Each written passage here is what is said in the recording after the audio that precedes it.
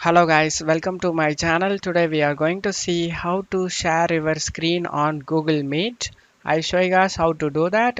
So it is very important to know before creating a meeting or joining a meeting.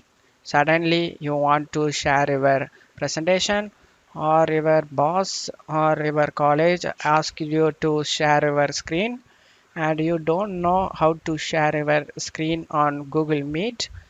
So if you are in a meeting right now, you just need to click on this present now option. Click on it. Here we are getting three options available guys. Chrome tab and window and entire screen. You can share browser only or you can share only window or you can share your entire screen. You just need to select your option by your preferences.